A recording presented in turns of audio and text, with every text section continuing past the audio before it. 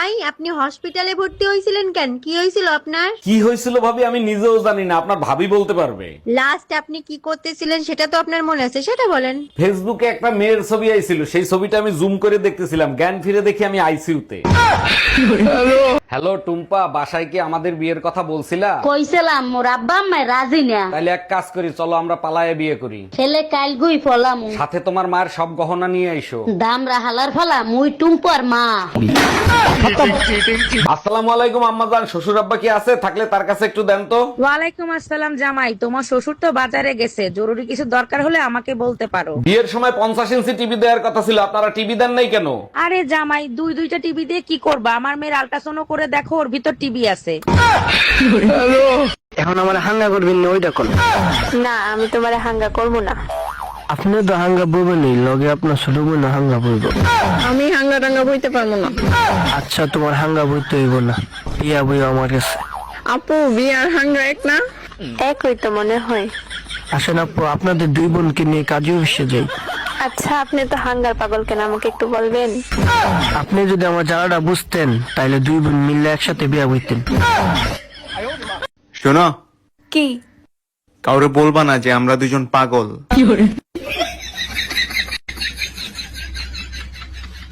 হ্যাঁ মোটা কিছু খাওয়া। মানে আমার দেখলে খাইতে মন চায়, আমি কি টাকার পাহাড়? হ্যাঁ খাবো কুলা, কি খাবি? মধু। দোকানে যা।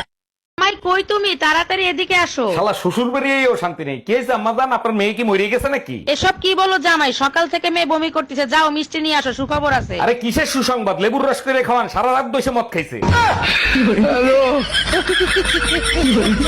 তুমি কি আমার মনের মধ্যে থাকবে? না, আমার নিজের বাসা আছে।